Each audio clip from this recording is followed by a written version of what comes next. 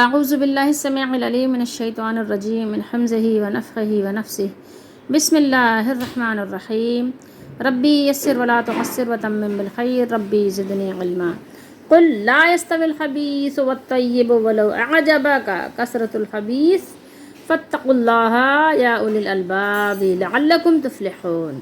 یہ ایک ہی آیت ہے، آیت نمبر 100 ہے، سورۃ المائدہ اور 7واں سپارہ۔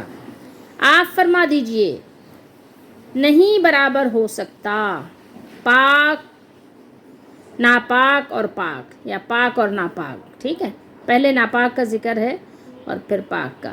تو اللہ نے فرمایا کہ ناپاک اور پاک برابر نہیں ہو سکتے، اس کو برابر کرنے کی کوئی ترازو نہیں ہے، کوئی صورت نہیں ہے۔ اگرچہ حیرت میں ڈال دے، تعجب میں ڈال دے، آپ اردو میں بھی تعجب بولتے ہیں نا، یہ وہی تعجب ہے، عجبہ کا کسی کو تعجب لگنے لگ جائے کہ اتنی زیادہ یہ چیزیں عام ہیں تو یہ کیسے غلط ہو گئیں، نہیں، اگرچہ حیرت میں ڈال دے، تعجب میں ڈال دے تم کو ناپاک کی کثرت، سو ڈرتے رہو اللہ تعالیٰ سے اے عقل والو، تاکہ تم نجات پا جاؤ، تاکہ لعلکم، اس امید پر کہ تمہیں فلاح کامیابی مل جائے۔ عقل والو اللہ سے ڈرو، یہ لبن کی جمع ہے، خالص عقل والے، جس میں شرک نہ ہو، اس کے لیے استعمال فرمایا ہے۔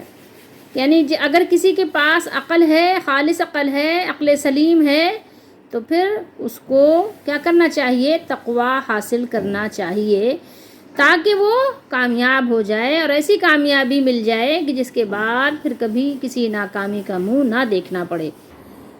مسند احمد کی ایک حدیث شریف ہے، حدیث شریف یہ ہے کہ رسول اللہ صلی اللہ علیہ وآلہ وسلم نے ارشاد فرمایا ما قل و کفا خیر مما کثر و الہا، جو کم ہو اور کفایت کرے، یعنی تھوڑی سی چیز آپ کے پاس ہے لیکن وہ آپ کے لیے کافی ہو جائے، تھوڑا سا کھانا ہے، آپ نے کھا لیا، سیر ہو گئے، آسودہ ہو گئے، تو وہ جو آپ کو کفایت کرے، یعنی آپ کے لیے کافی ہو جائے، آپ کو آسودہ کر دے، وہ اس سے زیادہ بہتر ہے جو غافل کر دے، ٹھیک ہے۔ وہ کثیر چیز، بہت سارا، جیسے آج آپ فی زمانہ دیکھ لیں گے بے شمار چیزیں لوگوں کے پاس ہیں، لیکن کیا ہے، وقت سارا کا سارا غفلت میں گزر رہا ہے۔ تو تھوڑی چیز بہتر ہے، جھوپڑی میں رہنے والا بہتر ہے کہ جب اگر وہ اپنے رب سے، اپنے دیے ہوئے، جو اس کے رب نے ہمارے رب نے جو ہمیں کچھ مال دیا ہے، جو کچھ دیا ہے، رزق دیا ہے، اس پر راضی ہو، تو وہ بہتر ہے محل میں رہنے والے بہت سارا ہونے کے باوجود جو غفلت میں بھی ہو اور مزید کی تلاش اور طلب اور تڑپ میں بھی بے چین ہو۔ تو اللہ تعالیٰ ہم سب کو تھوڑے پر بھی قناعت کرنے کی توفیق دے۔ فاتقوا اللہ یا اولی الالباب، تو عقل والو اللہ سے ڈرتے رہو، یعنی اے صحیح اور مستقیم عقل والو اللہ سے ڈرو، حرام سے اجتناب کرو اور اسے چھوڑ دو، اور حلال پر قناعت کرو اور اسے کافی سمجھو، کافی جانو، تاکہ تم فلاح پاؤ دنیا میں بھی اور آخرت میں بھی۔ یہاں پر سمجھنے کی بات کیا ہے، وہ یہ ہے کہ حرام اور حلال برابر نہیں ہو سکتے، کہ حرام بہت سارا آپ کو ہر طرف نظر آ رہا ہے، اس کی بہت کثرت نظر آ رہی ہے، بہت خوبصورت نظر آ رہا ہے، لیکن وہ حلال کی طرح نہیں ہو سکتا۔ اور اسی طریقے سے کافر کی بہت تعداد ہے، اتنے کثیر تعداد میں کافر پھر رہے ہیں دنیا میں، عیش و عشرت کر رہے ہیں، لیکن اگرچہ مومن کمزور ہو، مجبور ہو، محتاج ہو، لیکن وہ دونوں برابر نہیں ہو سکتے۔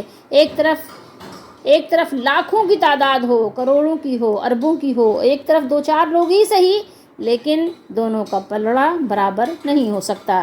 مومن اللہ کا پسندیدہ بندہ ہے، بندی ہے، ٹھیک ہے، تو یہ برابر ہرگز نہیں ہو سکتے۔ حرام رزق کی فراوانی اور اس پر عیش و عشرت بظاہر کتنی ہی خوشکن کیوں نہ ہو، خوشنما کیوں نہ ہو، خوبصورت کیوں نہ ہو، برابر نہیں ہو سکتے۔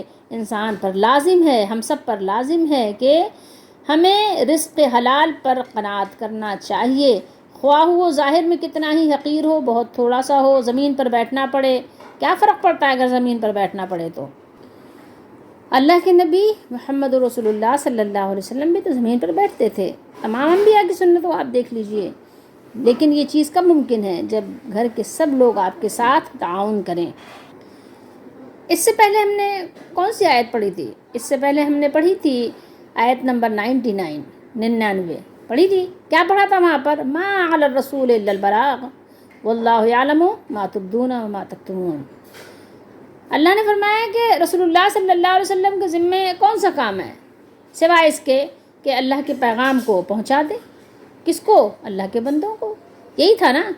یعنی اللہ نے فرمایا کہ میرے رسول کا کام یہ ہے کہ تمہیں میرے احکام پہنچا دیں، اور رسول اللہ صلی اللہ علیہ وسلم نے نہ صرف پہنچایا بلکہ خوب اچھے طریقے سے پہنچایا بھی، سمجھایا بھی، اور اپنے فرض کو بحسن خوبی، بہزار حسن خوبی انجام دے دیا۔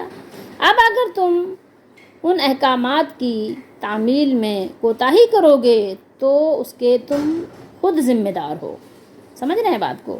تو اب یہاں پر یہی بات آئی آگے کہ اللہ تعالیٰ نے اپنے محبوب نبی کریم محمد رسول اللہ صلی اللہ علیہ وآلہ وسلم کو ارشاد فرمایا کہ آپ اپنی امت کو بتا دیجئے کہ دنیا میں نافرمانوں کی جاہ و حشمت، مال و دولت اور تعداد کی کثرت دیکھ کر آپ نے کڑھنا نہیں ہے۔ امتیوں، تمہیں کڑھنا نہیں ہے، تمہیں پریشان ہونا نہیں ہے کہ تم دیکھتے ہو کہ تم تو غریب ہو، اپنی غربت، اپنی کمزوری کو دیکھ کر پریشان ہو جاتے ہو۔ نہیں، پریشان نہ ہوا کرو، کیونکہ خبیث اور طیب ایک جیسے نہیں ہو سکتے۔ وہ پلید ہیں، تم پاک ہو۔ خبیث اور طیب سے مراد کیا ہے یہاں پر؟ آپ اچھی طرح سمجھ سکتے ہیں۔ گنہگار اور فرمانبردار ایک جیسے نہیں ہو سکتے۔ نیکوکار اور سمجھدار باشعور لوگ اور نافرمان اور باغی اور سرکش یہ ایک جیسے نہیں ہو سکتے۔ قرآن میں بھی اس کا فیصلہ اللہ تعالیٰ نے کر دیا ہے، اور پھر تو ظاہر ہے روز حشر تو یہ فیصلہ ہو ہی جائے گا، تو سب اپنی آنکھوں سے دیکھ لیں گے۔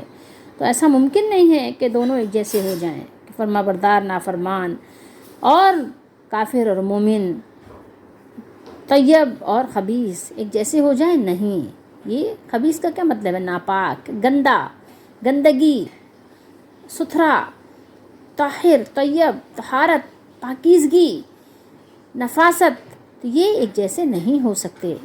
یہ ممکن نہیں ہے کہ دونوں ایک جیسے ہو جائیں، ایسا ہے ہی نہیں، یہ نظام ہی نہیں ہے، دنیا میں بھی نہیں ہے یہ نظام۔ انسانوں کی بنائی ہوئی جو کمپنیاں ہیں وہاں بھی یہ نظام نہیں ہے۔